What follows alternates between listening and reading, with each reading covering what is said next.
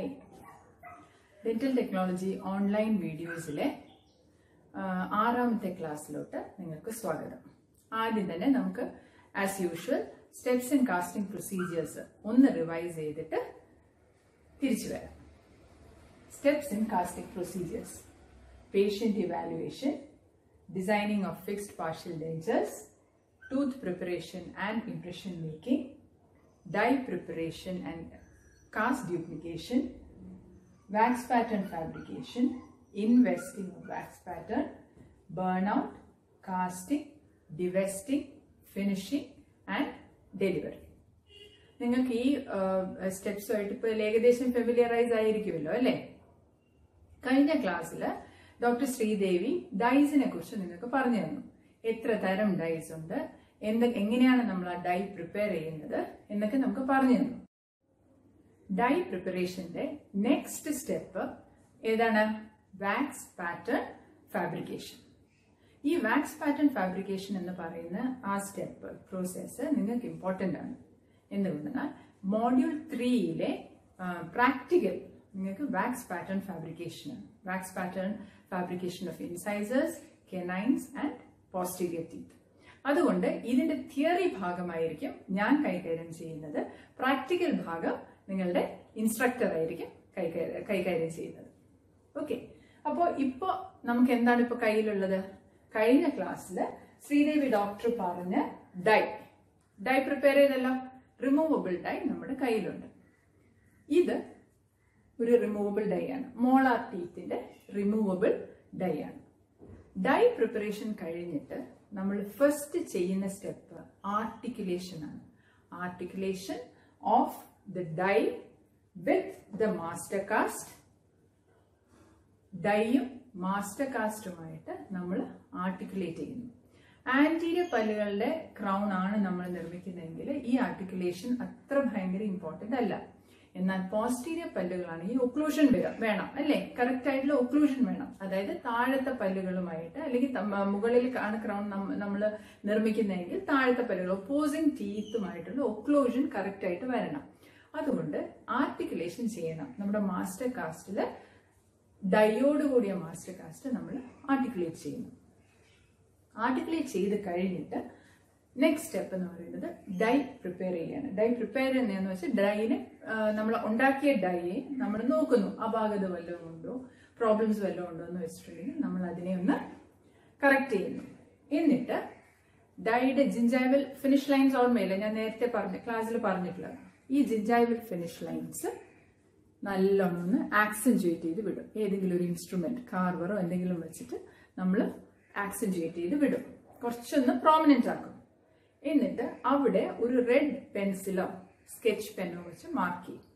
അതാണ് ഡൈ നമ്മൾ wax pattern പ്രിപ്പറേഷനിൽ തൊട്ട് മുമ്പായിട്ട് ചെയ്യുന്ന ഒരു സ്റ്റെപ്പ്. അത് കഴിഞ്ഞിട്ട് നമ്മൾ ചെയ്യുന്നത് ഡൈ സ്പേസർ. ഡൈ സ്പേസർ ഡൈയുടെ മുകളിൽ ആഡ് ചെയ്യുകയാണ്. Dye spacer. ഡൈ സ്പേസർ എന്തിനാണ് നമ്മൾ ചെയ്യുന്നത്? 20 to 30 millimeters of die spacer നമ്മൾ ആഡ് ചെയ്യും. ഈ ഡൈ സർഫസിന്റെ മുകളിലായിട്ട് നമ്മൾ ആഡ് ചെയ്യും. എന്തിനാണ് നമ്മൾ ഡൈ സ്പേസർ ആഡ് ചെയ്യുന്നത്? 2 റീസൺസ് ഉണ്ട്. അതിൽ ഏറ്റവും പ്രധാനമായിട്ടുള്ള റീസൺ ലൂട്ടിംഗ് സിമെന്റിന് വേണ്ടിയിട്ട് സ്പേസ് ക്രിയേറ്റ് ചെയ്യുകയാണ് ഈ ഡൈ സ്പേസർ ചെയ്യുന്നത്. അപ്പൊ എന്താണ് ലൂട്ടിംഗ് സിമെന്റ്? മോഡ്യൂൾ 1-ൽ നമ്മൾ മെറ്റീരിയൽസ് പഠിച്ചതിൽ സിമെന്റ്സ്, ഡെന്റൽ സിമെന്റ്സ് എന്ന് പറഞ്ഞൊരു ചാപ്റ്റർ പഠിച്ചിട്ടുണ്ടായിരുന്നു. അതില് നമ്മൾ ലൂട്ടിംഗ് സിമെന്റ്സ് എന്താണെന്ന് പഠിച്ചിട്ടുണ്ടായിരുന്നു. നമ്മൾ ഇതിന്റെ മുകളിൽ ഒരു ക്രൗൺ ഉണ്ടാക്കി കഴിഞ്ഞിട്ട് ആ ക്രൗൺ പേഷ്യന്റിന്റെ വായിലോട്ട് വെക്കുന്നു അല്ലെ? ഫിക്സ് ചെയ്യുന്നു. അത് ഫിക്സ് ചെയ്യുന്നത് സിമെന്റ് വെച്ചിട്ടാണ് ഫിക്സ് ചെയ്യുന്നത്. ആ സിമെന്റിനുള്ള സ്പേസ് ആണ് ഡൈ സ്പേസർ ക്രിയേറ്റ് ചെയ്യുന്നത്. അപ്പോൾ നമ്മൾ ഡൈ സ്പേസറിന്റെ മുകളിലൂടെ വാക്സ് പാറ്റേൺ ചെയ്യുമ്പോൾ ആ ചെറിയ സ്മോൾ ഒരു തിൻ ലെയർ ഓഫ് സ്പേസ് അവിടെ ഉണ്ടാവും ഈ സിമെന്റിന് വേണ്ടിയിട്ട്. രണ്ടാമത്തെ റീസൺ നമ്മൾ ഡൈ സ്പേസർ ആഡ് ചെയ്യുന്നത്, രണ്ടാമത്തെ റീസൺ അത് ഒരു സെപ്പറേറ്റിംഗ് മീഡിയ ആയിട്ട് ആക്ട് ചെയ്യുന്നു എന്നുള്ളതാണ്. അതായത് വാക്സ് പാറ്റേൺ നമുക്ക് ഡൈയുടെ മുകളിൽ നിന്ന് ഊരാനും തിരിച്ചു വെക്കാനും തിരിച്ച് പ്ലേസ് ചെയ്യുമ്പോഴും കുറച്ചും കൂടെ എളുപ്പമാകും.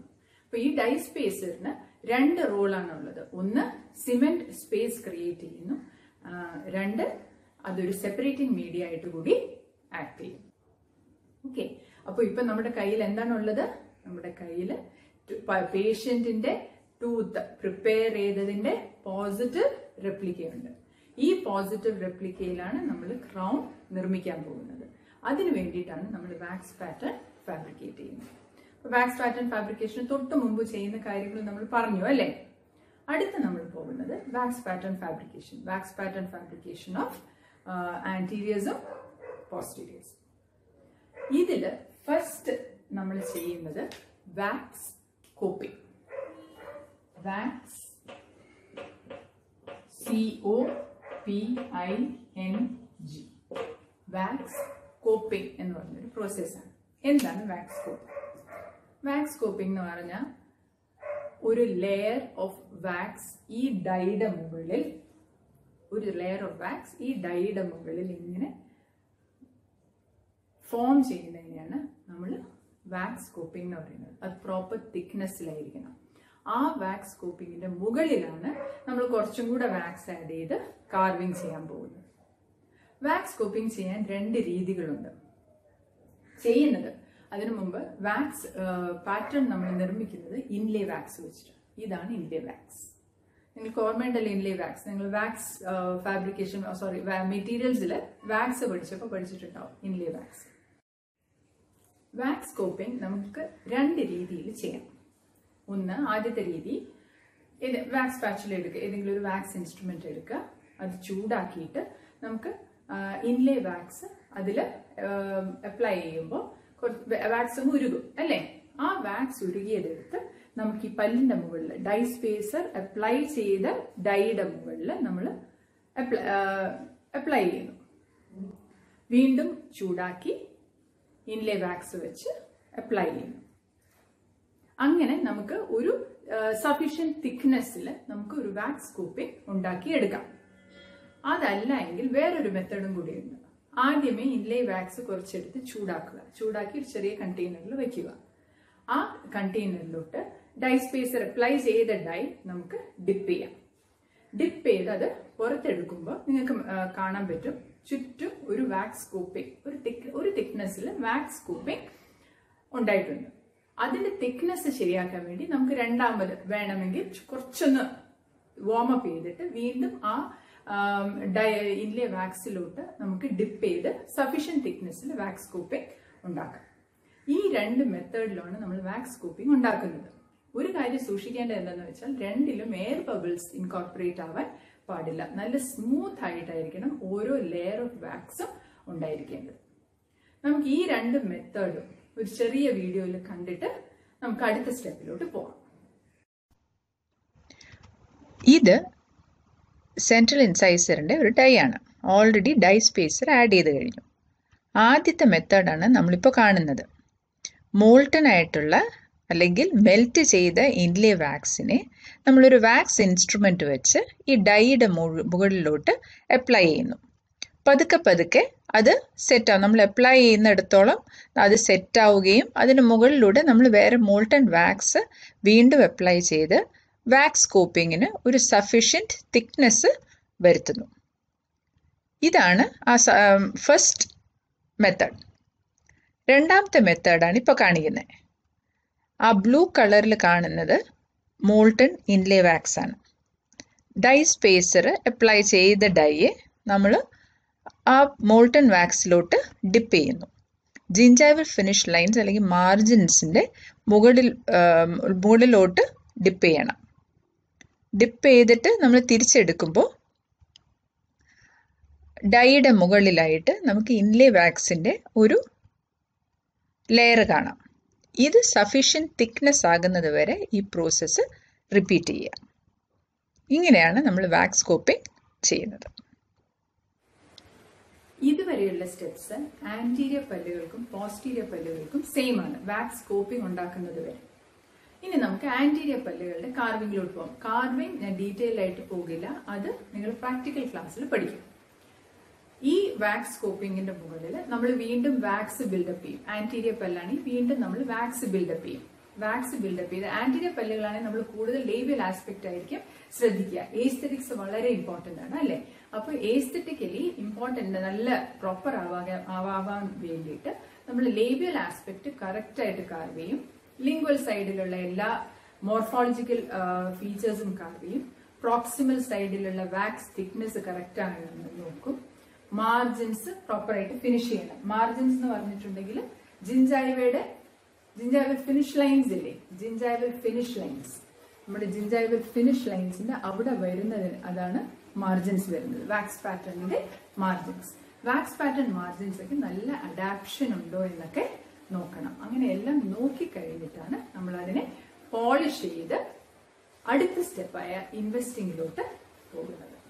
അതാണ് ആന്റീരിയർ സ്റ്റെപ്പ്. ആന്റീരിയർ പല്ലുകൾ, ആന്റീരിയർ പല്ലുകളിലെ വാക്സ് പാറ്റേൺ കുറച്ച് ഈസിയർ ആണ് നിർമ്മിക്കാൻ വേണ്ടിയിട്ട് അല്ലേ. അടുത്ത നമുക്ക് പോസ്റ്റീരിയർ പല്ലുകളുടെ വാക്സ് പാറ്റേൺ ഫാബ്രിക്കേഷനിലോട്ട് പോകാം. പോസ്റ്റീരിയർ പല്ലാണെങ്കിൽ നമ്മൾ ഏതെല്ലാം കൂടുതൽ ഇമ്പോർട്ടൻസ് കൊടുക്കുക, അതിന്റെ ഫങ്ഷൻ അല്ലേ. എന്തായാലും ഒക്ലൂഷന് വളരെ ഇമ്പോർട്ടന്റ് ആണ്. സെയിം വാക്സ് സ്കോപ്പിംഗ് ഇതുമാതിരി തന്നെ ഉണ്ടാക്കി നമ്മൾ അതിനെ ബിൽഡപ്പ് ചെയ്യുന്നു, വാക്സിനെ ബിൽഡപ്പ് ചെയ്യും. വാക്സ് ബിൽഡപ്പ് ചെയ്തതിന് ശേഷം കസ്പ് എന്താണ് ഇമ്പോർട്ടന്റ്, ഒക്ലൂസൽ ആസ്പെക്ട്.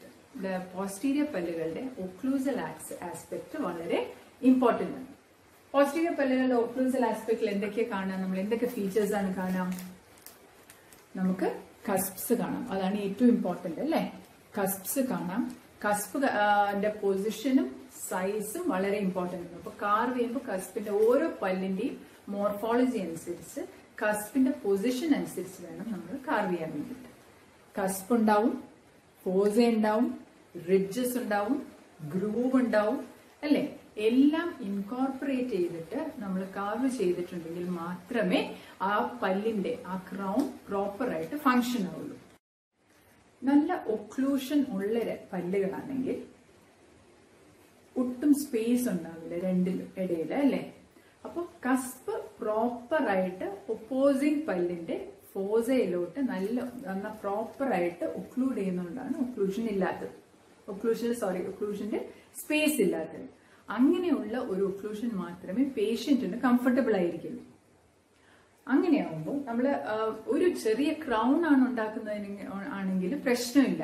എന്തെന്ന് വെച്ചാൽ ബാക്കിയുള്ള പല്ലുകൾ ഇപ്പോൾ നമ്മൾ ഫസ്റ്റ് മോളാർ ആണ് ചെയ്യുന്നതെങ്കിൽ ബാക്കി രണ്ട് പല്ലുകളുടെ ഒക്ലൂഷൻ ഉള്ളത് അതിനെ ഒരു ഗൈഡ് ആക്കിയിട്ട് നമുക്ക് ഫസ്റ്റ് മോളാർ ചെയ്യാം. പക്ഷെ നിങ്ങളൊന്ന് ഉദ്ദേശിച്ച് നോക്കൂ, ഇതുപോലെയുള്ള ഒരു ഇത്രയും യൂണിറ്റ്സ് ഉള്ള ഒരു പാർഷ്യൽ ഡെൻസർ ആണ് ചെയ്യുന്നതെങ്കിൽ എവിടെ നിന്നാണ് നമ്മൾ ഗൈഡ് എടുക്കുക, ഒക്ലൂഷന്റെ അല്ലേ. അപ്പൊ അതിന് നമുക്ക് രണ്ട് സ്കീംസ് ഉണ്ട്. ഒന്ന് cusp to marginal ridge scheme, cusp to marginal ridge, cusp to marginal ridge സ്കീമും കസ്പ് ടു ഫോസ സ്കീം. ഇത് രണ്ടും ആണ് ഈ രണ്ട് സ്കീം അല്ലെങ്കിൽ ഈ രണ്ട് ഒക്ലൂഷൻ, ഈ രണ്ട് ടൈപ്പിലുള്ള ഒക്ലൂഷൻ വെച്ചിട്ടായിരിക്കും നമ്മൾ വാക്സ് ഫാബ്രിക്കേറ്റ് ചെയ്യുന്നത്. Cusp to marginal ridge scheme എന്ന് പറഞ്ഞാൽ ഉദ്ദേശിക്കുന്നത് കസ്പ് ലോവർ പ്രീമോളാറിന്റെയും ഫസ്റ്റ് മോളാറിന്റെയും കസ്പ് ഒപ്പോസിംഗ് പല്ലിന്റെ മാർജിനൽ റിഡ്ജുമായിട്ട് ഒക്ലൂഡ് ചെയ്യും.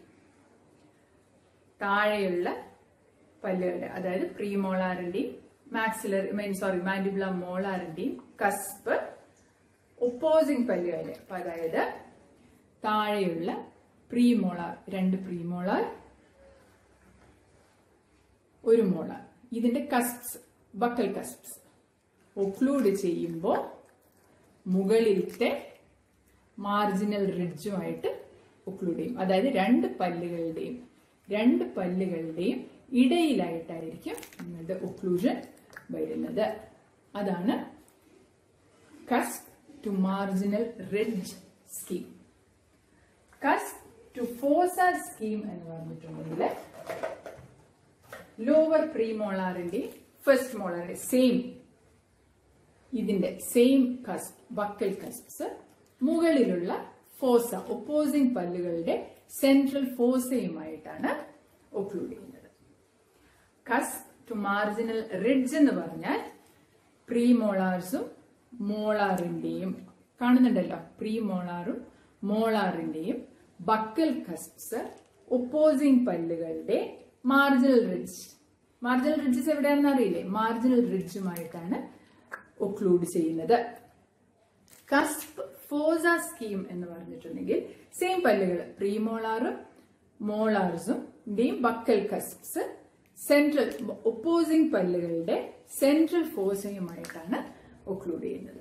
ഇത് നല്ല എക്സ്റ്റെൻസീവ് ആയിട്ടുള്ള 3-4 യൂണിറ്റ് ഉള്ള ബ്രിഡ്ജിനാണ് ഏറ്റവും ഇമ്പോർട്ടന്റ് ആയിട്ട് വരുന്നത്. ഒരു സിംഗിൾ ക്രൗണിനൊക്കെ ആണെങ്കിൽ ഈ സ്കീം അനുസരിച്ച് ചെയ്യേണ്ട കാര്യമില്ല. ഈ സ്കീം അനുസരിച്ച് നമ്മൾ വാക്സ് ഒരു കസ്പ് ഒക്കെ ഉണ്ടാക്കി കസ്പ് ഹൈറ്റ് നോക്കണം.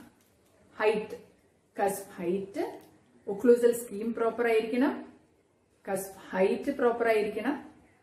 പിന്നെ 2 കാര്യങ്ങളും കൂടെ നോക്കണം നമ്മൾ പോസ്റ്റീരിയർ പല്ലിന്റെ ചെയ്യുമ്പോൾ. ഒന്ന് കർവ് ഓഫ് സ്പീ.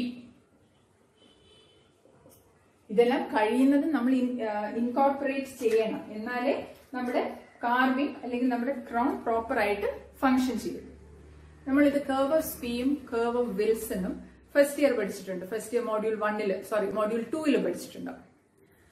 എന്താണെന്ന് വെച്ചാൽ കർവ് ഓഫ് സ്പീ എന്ന് പറഞ്ഞാൽ കെനൈൻ തൊട്ട് ലോവർ കെനൈൻ തൊട്ട് മോളാർ വരെ നോക്കുമ്പോൾ നമുക്ക് ഇങ്ങനെ ഒരു കേർവ് കാണാൻ പറ്റും, ഇല്ലേ? അതിനെയാണ് നമ്മൾ കേർവ് ഓഫ് സ്പീ എന്ന് പറഞ്ഞത്. കെനൈൻ കുറച്ച് പൊങ്ങിയാണ് നിൽക്കുന്നത്, തേർഡ് മോളാർ കുറച്ച് പൊങ്ങിയാണ് നിൽക്കുന്നത്, സെക്കൻഡ് മോളാർ കുറച്ച് പൊങ്ങിയാണ് നിൽക്കുന്നത്. അത് കഴിഞ്ഞ് ഇത് കുറച്ച് താഴ്ന്നിട്ടാണ് നിൽക്കുന്നത്. അതിപ്പോ ഒരു ചെറിയൊരു കേർവ് ഫോം ചെയ്യും. അതിനെയാണ് നമ്മൾ കേർവ് ഓഫ് സ്പീ എന്ന് പറയുന്നത്. കേർവ് ഓഫ് വിൽസൺ എന്ന് പറഞ്ഞാൽ നമ്മൾ ഇങ്ങനെ നോക്കണം. ഇവിടെ വെച്ച് കട്ട് ചെയ്ത് നമ്മൾ ഇങ്ങനെ നോക്കേണ്ടി വരും. അതായത് ലോവർ പല്ലുകളില്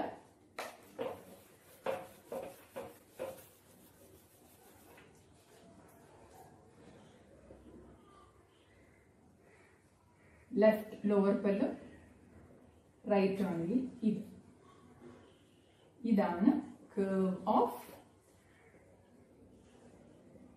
വിൽസൺ. ഇത് ബക്കൽ സൈഡ്, ഇത് ലിംഗ്വൽ സൈഡ്, ഇത് ലിംഗ്വൽ സൈഡ്, ഇത് ബക്കൽ സൈഡ്, ഇത് ടങ് സ്പേസ്. അതായത് നമ്മുടെ കാസ്റ്റിനെ നമ്മൾ ഇങ്ങനെ ഒരു ക്രോസ് സെക്ഷൻ എടുത്താൽ മോളാറിന്റെ സൈഡ് വെച്ച് നമ്മൾ ഇങ്ങനെ ഒന്ന് കട്ട് ചെയ്ത് നോക്കിയിട്ടുണ്ടെങ്കിൽ 2 സൈഡിലെയും മോളാറിന്റെ, ഇത് റൈറ്റ് സൈഡിലെ മോളാർ, ഇത് ലെഫ്റ്റ് സൈഡിലെ മോളാർ, 2 സൈഡ് മോളാറിന്റെയും ബക്കൽ കസ്പ്സ് കുറച്ച് പൊങ്ങി നിൽക്കും, ലിംഗ്വൽ കസ്പ്സ് കുറച്ച് താഴ്ന്നു നിൽക്കും. അപ്പൊ അതൊരു കേർവ് മാതിരി ഫോം ചെയ്യും. ഇതാണ് curve of Wilson. Curve of Spee എന്ന് പറയുന്നത് നേരത്തെ ഞാൻ പറഞ്ഞു, canine, premolar, molar, second molar കുറച്ച് പൊങ്ങി നിൽക്കും. ഇതാണ് കേർവ് ഓഫ് സ്പീ.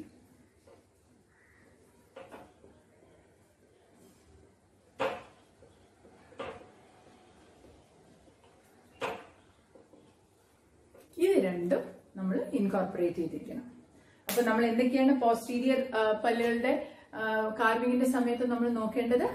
ഒന്ന്, position of the cusps, schemes അനുസരിച്ചിട്ടായിരിക്കണം ചെയ്യുന്നത്. കസ്പ് ടു മാർജിനൽ റിഡ്ജ് സ്കീമും അല്ലെങ്കിൽ കസ്പ് ടു ഫോസ സ്കീമും ആയിട്ടായിരിക്കണം നമ്മൾ അത് പ്രിപ്പയർ ചെയ്യേണ്ടത്. രണ്ടാമത് നമ്മൾ നോക്കേണ്ടത് കസ്പിന്റെ ഹൈറ്റ് അല്ലേ. മൂന്നാമത് നമ്മൾ നോക്കേണ്ടത് കേർവ് ഓഫ് സ്പീ നമുക്ക് ചെയ്യാൻ പറ്റുമോ, ഇൻകോർപ്പറേറ്റ് ചെയ്യാൻ പറ്റുമോ നോക്കണം. Curve of Wilson. ഇത് ഞാൻ നേരത്തെ പറഞ്ഞ മാതിരി ഒന്നും കൂടെ പറയണം, നമ്മൾ കൂടുതൽ യൂണിറ്റ് ഉള്ള ഫിക്സ്ഡ് പാർഷ്യൽ ഡെൻചേഴ്സിലാണ് നമുക്ക് ഈ കേർവ് ഓഫ് സ്പീയും കേർവ് ഓഫ് വിൽസണും എല്ലാം ഇൻകോർപ്പറേറ്റ് ചെയ്യേണ്ടി വരുന്ന. അല്ലെങ്കിൽ ഒക്ലൂഷൻ ഇത്ര കാര്യമായിട്ട് നോക്കേണ്ടത്. നമ്മൾ ഒരു ക്രൗൺ ആണെങ്കിൽ നമുക്ക് ഗൈഡ് ലൈൻസ് അപ്പുറത്തും ഇപ്പുറത്തും ഉണ്ട്. 2 പല്ലുകൾ ഉണ്ടാവില്ല, അബട്ട്മെന്റ് ടീത്ത് ഉണ്ടാവും. അബട്ട്മെന്റ് ടീത്തിലോട്ട് നമ്മൾ അതനുസരിച്ചിട്ടാണ് ഒക്ലൂഷൻ ചെയ്യുന്നത്. ആസ് യൂഷ്വൽ എല്ലാ അനാറ്റമിയും കാർവ് ചെയ്തതിന് ശേഷം നമ്മൾ അതിനെ പ്രോപ്പറായിട്ട് ക്ലീൻ ചെയ്ത് പോളിഷ് ചെയ്യും. മാർജിൻസ് ഇവിടെയും പ്രോപ്പറായിട്ട് ഫിനിഷ് ചെയ്യണം. ആന്റീരിയർ പല്ലായാലും പോസ്റ്റീരിയർ പല്ലായാലും മാർജിൻസ് പ്രോപ്പറായിട്ട് ഫിനിഷ് ചെയ്യണം. അതായത് ജിഞ്ചൈവൽ ഫിനിഷ് ലൈൻസ് ഇല്ലേ, ജിഞ്ചൈവൽ ഫിനിഷ് ലൈൻസിന്റെ അവിടെയുള്ള മാർജിൻസ്, വാക്സിന്റെ മാർജിൻസ് പ്രോപ്പറായിട്ട് ഫിനിഷ് ചെയ്യണം. അതിന് 3 കാരണങ്ങളാണുള്ളത്. മാർജിൻസ് ഫിനിഷ് ചെയ്യുന്നതിന് 3 കാരണങ്ങളാണുള്ളത്. ഒന്ന്, നന്നായിട്ട് വാക്സ് അഡാപ്റ്റ് ചെയ്തിട്ട് ഇരുന്നിട്ടുണ്ടെങ്കിൽ നന്നായിട്ട് നമ്മൾ ഉണ്ടാക്കാൻ പോകുന്ന ക്രൗണും അഡാപ്റ്റഡ് ആയിരിക്കും. 2, നമുക്ക് പ്രോപ്പറായിട്ട് ഹൈജീൻ മെയിൻറ്റെയിൻ ചെയ്യാൻ പറ്റും, പ്ലാക്ക് കൺട്രോൾ ചെയ്യാൻ പറ്റും. 3, സിമെന്റ്, നമ്മൾ ഉള്ളിൽ സിമെന്റ് വെച്ചല്ലേ നമ്മൾ ഫിക്സ് ചെയ്യുന്നത്, ആ സിമെന്റ് നല്ലോണം അഡാപ്റ്റ് ചെയ്തിരിക്കുന്ന കാരണം അത് പൊട്ടിപ്പോകാനോ അത് ഡിസോൾവ് ആയി നമ്മുടെ സലൈവയിൽ ഡിസോൾവ് ആയി പോകാതിരിക്കാനും അത് സഹായിക്കും. Proper finishing of margins, wax പാറ്റേണിന്റെ മാർജിൻസ് എത്ര നന്നായിട്ട് നമ്മൾ ഫിനിഷ് ചെയ്യുന്നു അത്രത്തോളം നമ്മുടെ ഫൈനൽ ക്രൗൺ വരുമ്പോൾ നല്ല അഡാപ്റ്റബിലിറ്റി ഉണ്ടാവും. ഇങ്ങനെയാണ് നമ്മൾ വാക്സ് പാറ്റേൺ ഫാബ്രിക്കേഷൻ ചെയ്യുന്നത്, ആന്റീരിയർ പല്ലുകളുടെയും പോസ്റ്റീരിയർ പല്ലുകളുടെയും. ഇതിൽ എനിക്ക് തോന്നുന്നു ഏകദേശം നിങ്ങൾക്ക് ഒരു ഐഡിയ കിട്ടിയിട്ടുണ്ടാവും അല്ലേ? അപ്പോൾ ചെറിയൊരു വീഡിയോ ഞാൻ ആന്റീരിയർ പല്ലുകളുടെയാണ് കാണിക്കുന്നത്. പോസ്റ്റീരിയർ പല്ലും ആന്റീരിയർ പല്ലുകളൊക്കെ എന്തായാലും നിങ്ങളുടെ പ്രാക്ടിക്കൽ ക്ലാസ്സിൽ ഒന്നും കൂടെ ടീച്ചർ പറഞ്ഞു തരും. അതും കൂടെ നോക്കി വെച്ച് നിങ്ങൾ ശരിക്കും ഒന്ന് അപ്പോൾ നിങ്ങൾക്ക് കുറച്ചും കൂടെ മനസ്സിലാവാൻ പറ്റും എന്താണ് വാക്സ് പാറ്റേൺ ഫാബ്രിക്കേഷൻ എന്ന് വെച്ചാൽ. ഇതിൽ ഞാൻ വീണ്ടും സാമ്പിൾ ക്വസ്റ്റ്യൻസും അസൈൻമെന്റ്സും ഇൻക്ലൂഡ് ചെയ്തിട്ടുണ്ട്. അത് രണ്ടും നന്നായിട്ട് ചെയ്ത് നിങ്ങളുടെ ടീച്ചേഴ്സിനെ ഏൽപ്പിക്കുക. അടുത്ത ക്ലാസ്സിൽ നമുക്ക് വീണ്ടും കാണാം. Thank you.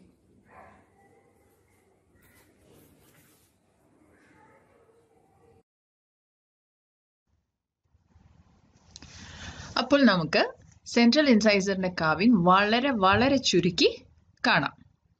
ആദ്യം ഡൈ സ്പേസർ അപ്ലൈ ചെയ്യുന്നു. മാർജിൻസിലും എല്ലാം അപ്ലൈ ചെയ്യണം, ജിഞ്ചൈവൽ ഫിനിഷ് ലൈൻസിലെല്ലാം അപ്ലൈ ചെയ്യണം. ഇവിടെ കാണിക്കുന്നത് ഫസ്റ്റ് മെത്തേഡ് ഉപയോഗിച്ച് വാക്സ് സ്കൂപ്പിംഗ് ചെയ്യുന്നതാണ്. വാക്സ് ഇൻസ്ട്രുമെന്റ് ചൂടാക്കി ഇൻലേ വാക്സ് അതിന്റെ മുകളിൽ വരുമ്പോൾ ഇൻലേ വാക്സ് ഉരുകും. എന്നിട്ട് അത് ഡൈയുടെ മുകളിൽ അപ്ലൈ ചെയ്യുന്നു. നമ്മൾ ആ ജിഞ്ചൈവൽ ഫിനിഷ് ലൈൻ കണ്ടോ? ജിഞ്ചൈവൽ ഫിനിഷ് ലൈൻ വരെ അത് പ്രോപ്പറായിട്ട് അപ്ലൈ ചെയ്യണം. നേരത്തെ പറഞ്ഞതുമാതിരി എയർ ബബിൾസ് ഇൻകോർപ്പറേറ്റ് ആവാൻ പാടില്ല. ഇടയ്ക്കിടയ്ക്ക് കാസ്റ്റിൽ വെച്ച് നമ്മൾ അതിന്റെ സൈസും ഷേപ്പും ചെക്ക് ചെയ്യുന്നു. ഒരു വശത്തെ സെൻട്രൽ ഇൻസൈസറും ലാറ്ററൽ ഇൻസൈസറും ഉണ്ട് അല്ലേ? പ്രോപ്പറായിട്ട് നമ്മൾ അതിനെ ബിൽഡപ്പ് ചെയ്ത്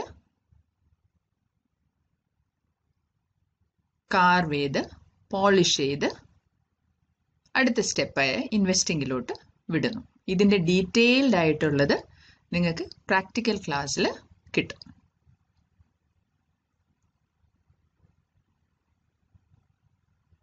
അടുത്ത ക്ലാസ്സിൽ നമ്മൾ കാണുന്നത് വരെ എല്ലാവരും സ്റ്റേ സേഫ്. ബൈ.